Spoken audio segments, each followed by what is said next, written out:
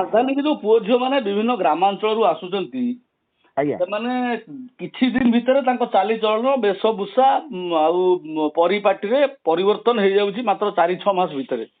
ମାନେ କେମିତି କଣ ସେମାନଙ୍କର 4-6 ମାନେ ପାଠ ପଢିବାକୁ ଆସୁଛନ୍ତି ରାଜଧାନୀକୁ ଉଚ୍ଚ ଶିକ୍ଷା ପାଇଁ, କିନ୍ତୁ ସେମାନଙ୍କର ଏଇ ଯୋଉ ଫ୍ୟାସନକୁ ଆଉ ନୂଆ ଟ୍ରେଣ୍ଡ ଉପରେ ମାନେ କାହିଁକି ମାନେ ବେଶୀ ଫସୁଛନ୍ତି ବା ଧ୍ୟାନ ଦଉଛନ୍ତି? ଦେଖନ୍ତୁ ଗୋଟିଏ କଥା ହେଲା ମୁଁ କହିବାକୁ ମାନେ ମୋଟାମୋଟି କହିବାକୁ ଗଲେ ଗାଁ ଗହଳିରେ ରାଜଧାନୀର ସୁବିଧାଟା ଗାଁ ଗହଳିରେ ମିଳିପାରୁନାହିଁ।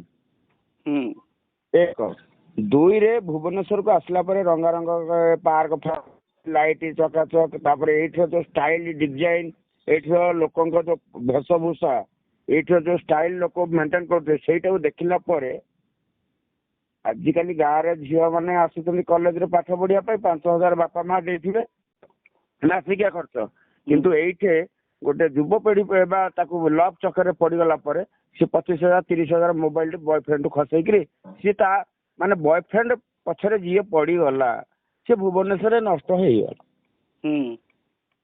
ଏଇଠି ତାକୁ ବୟଫ୍ରେଣ୍ଡ ତାକୁ ଭଲ ପାଇବା ଆଶା କିଛି ଲୋଭନୀୟ ଆକର୍ଷଣ ଦେଖେଇଦେଲା ପରେ ପାର୍କ ଫାର୍କ ଫାଷ୍ଟ ଫୁଡ ତାପରେ ରେଷ୍ଟୁରାଣ୍ଟ ନେଇଗଲା ପରେ ସେ ଝିଅର ମନ ବଦଳି ଯାଉଛି। ମନ ବଦଳି ଗଲା ପରେ ତାପରେ ସେ ପୁଅ ମଧ୍ୟ ସେ ଝିଅକୁ କିଛି ଟଙ୍କା ଆକାରରେ ହଉ, ଡ୍ରେସ୍ ହଉ, ନହେଲେ ଚପଲ ହଉ, କିଛି ମୋବାଇଲ ହଉ ଗିଫ୍ଟ ଦେଇଦେଲା ପରେ ତାପରେ ସେ ଝିଅର ମନ ପରିବର୍ତ୍ତନ ହେଇଯାଏ। ତାପରେ ନିଜର ବାପା ମାକୁ ଭୁଲିଯାଏ, ତାପରେ ନିଜର ସମାଜର ଇଏଟା ସଂସ୍କୃତିଟା ଭୁଲିଯାଏ ସିଏ, ତାପରେ ଲାଷ୍ଟକୁ ଧୀରେ ଧୀରେ ତାର ଡ୍ରେସ୍ ଛୋଟ ହେଇଯାଏ। ସେ ମାନେ କଣ ସବୁ ସମସ୍ତ ଝିଅ ଏମିତି କରୁଛନ୍ତି ନା କିଛି କିଛି ଝିଅ, ସବୁ ଝିଅଙ୍କୁ ଆମେ ଆକ୍ଷେପ କରିବାଟା ଠିକ ନୁହେଁ। କିଛି ଝିଅ ଯୋଉମାନେ ଲୋଭୀ, ଯୋଉମାନେ ଧନ ଲୋଭୀ ବା ଯୋଉମାନେ ସୋକ ମେଣ୍ଟେନ କରିବା ପାଇଁ ଚାହୁଁଛନ୍ତି, ଯୋଉମାନେ ଅଏସ୍ କରିବା ପାଇଁ ଚାହୁଁଛନ୍ତି, ଗୋଟେ ପୁଅକୁ ବଳି ପକେଇ ଦିଅନ୍ତି। ପୁଅର ପଇସାରେ ଏମାନେ 70,000 80,000 ମୋବାଇଲ ଧରି ବୁଲିବେ, କିନ୍ତୁ ବାପା ମା ମାସିକିଆ ଖର୍ଚ୍ଚ ଦେଇଥିବେ 5,000।